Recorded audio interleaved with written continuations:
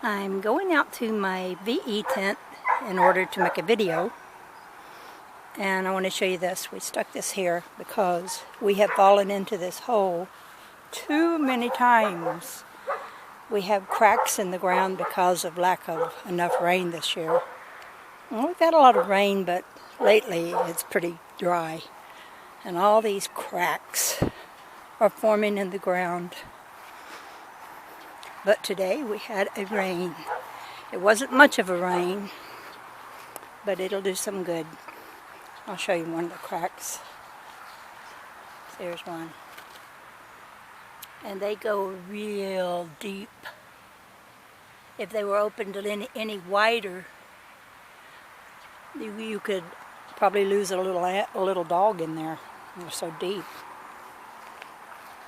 Some of them have toad frogs down in them. Anyway, here I am. I wanted to talk about a vision that I had.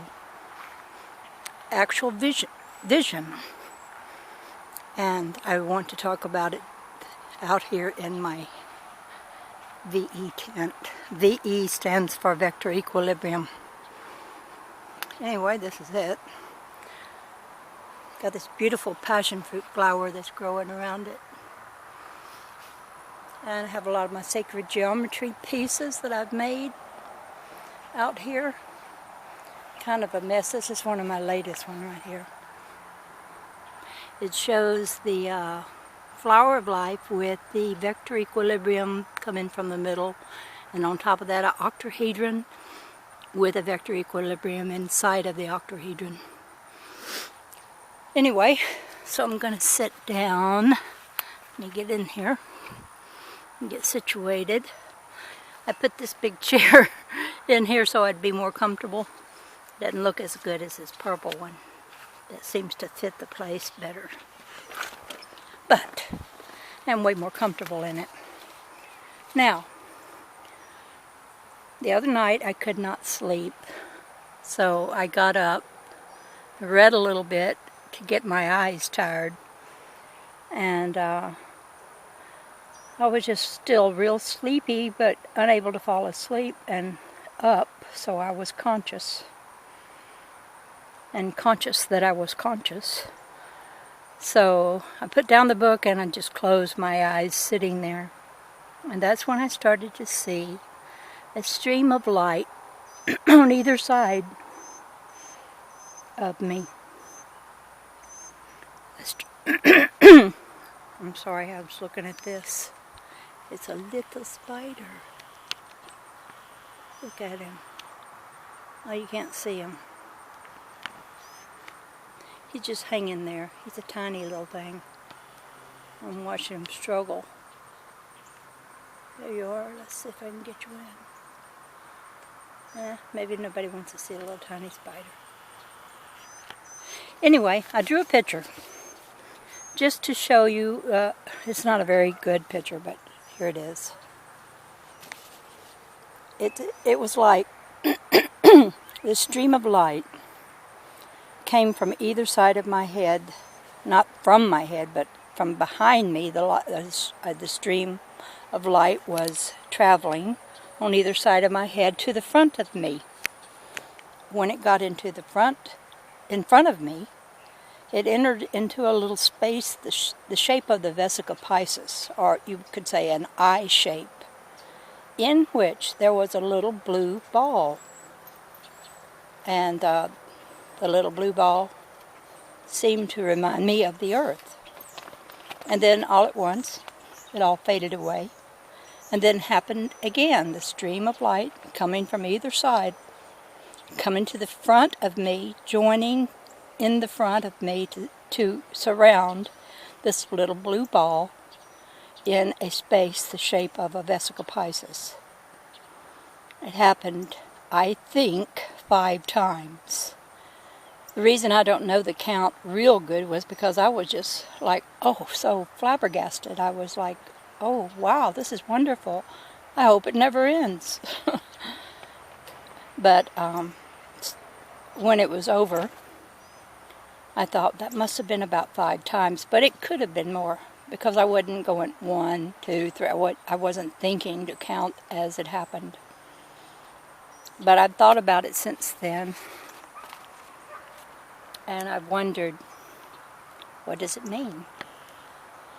And then I thought, well, you know, there's a lot of talk out there among scientific people that study astronomy and what's happening in the heavens, that our Earth is entering into a part of the universe known as the photon belt.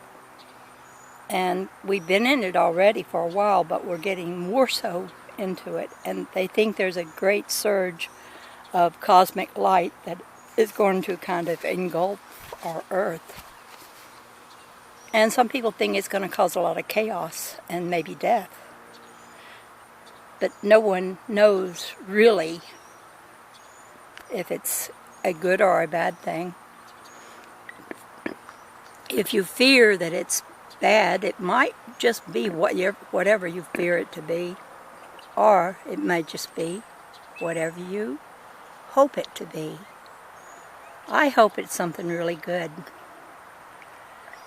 Anyway, I saw this 5 times, this circling of this Earth-like ball. It was blue, and it gave me comfort that, well, the white represents, I think, God, and the covering of the ball inside of the little vesica Pisces seemed to me like the Earth is going to be protected. So whatever happens, I feel like we're going to be protected. So I don't worry about that cosmic light that's supposedly someday we're going to pass through. Only thing that we have to do is just prepare ourselves by being as loving and forgiving and peaceful with one another as we can. I listened to a video of a woman talking about a time that's coming where everything's going to be dark for a few days. She said about 5 days, or 4 or 5 days, at least 3.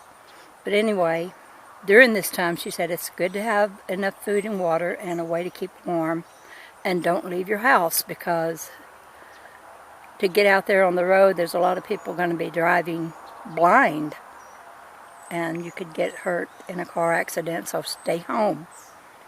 Be prepared with just a few days' supply of water and food and that sort of thing, and it will pass. And don't panic, and don't, get all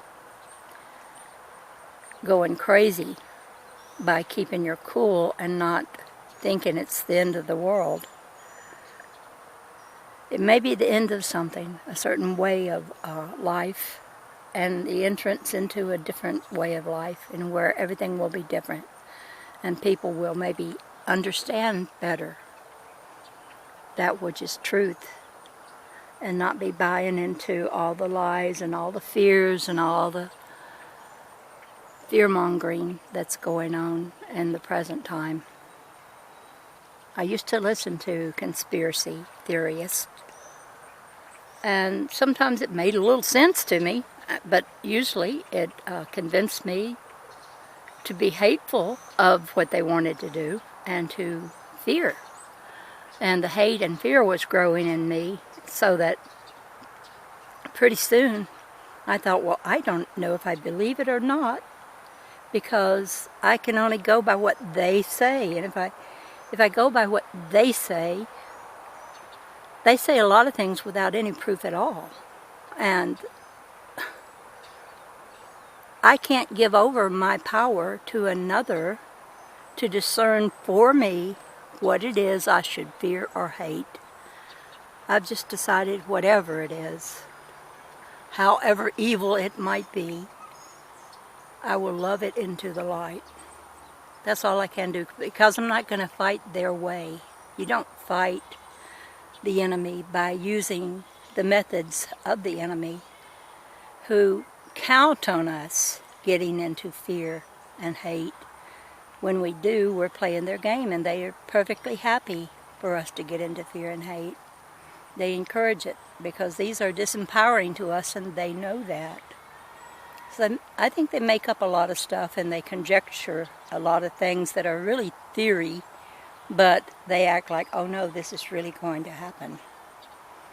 I mean, right now, there's people saying, oh, some horrible thing's going to happen on September the 23rd. Well, I just can't hardly wait for September the 23rd to get here and go and be done and over with. So maybe for a while they'll shut up and quit making their theories about the end of time and all that sort of thing. But most likely, because this has happened before, they'll just grab a hold of a new theory for another date, and they'll forget all about how wrong they were about this one.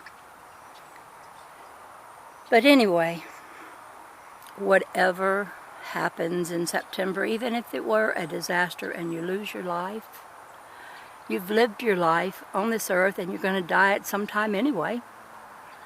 And I'd rather die and go out without going out full of fear and anger and feeling the need to fight back. I'd rather go out peacefully and in love with all of humanity and not hating anyone. And when I say not hating anyone, I mean or any invisible entity, because everything is a part of God and everything should be loved. Not that you love what someone's doing that's wrong. I listen to politicians. I don't like some of the things they're for, but I love the politician, their self, their person, because why should I hate them just because I don't like their ideas? I don't want to see them come into office, but to love someone doesn't mean you're condoning everything they say and do. You're just simply sending your thoughts of love to them and your thoughts that they will come into a right understanding and do the right thing. I see so many of them so ready, so eager to get into a war with Iran, and they use the Bible as their justification that we should do everything to protect Israel, or God will be mad at us, and then He will deal with us in a very harsh way. And I don't see it that way, not at all. I think what they want us to do, the Zionists want us to do about Israel, is to fight a war for them with Iran and kill their enemies for them. And I think the Iranian people shouldn't be bombed like that we did in Iraq, going over there and just killing so many people. We can't keep on thinking we can do that sort of thing. And Christians should be the very first ones to say, let's don't resort to war. But sometimes that's not the case. But regardless of however anything turns out, I have my own personal relationship with God or Spirit, however you want to say it. And I got that vision that makes me feel real good, and I wanted to share it with others because it seems like Earth is going to be protected during any time of such turmoil in the heavens and in the spaces around us. Because remember, everything that looks so real, our universe and all the planets and all the stars, our bodies, every physical thing in our world, is but illusion. And it is an illusion supported by the people who believe it to be that, whatever we're calling it. And if we call it, oh, it's really bad, enough of us saying that and we make it be however we call it. So let the weak say I am strong, let the poor say I am rich. Don't call things like your eyes see it, because your eyes are looking at the illusion. Don't forget the power that is yours within you to call things as you wish them to be. Call what is not as though it were. That's the godlike thing that we can do. But in order to do it, we have to keep our attention off of all the fear-mongering and all the tales of this is so bad or these people are so wrong. Just think of them, bless them, send them love. Pray that they will come to a right understanding. And don't be so ready to throw everybody under the bus. Anyway, just wanted to share that vision I had with whoever might be interested. This is the Dove Lady, over and out for now.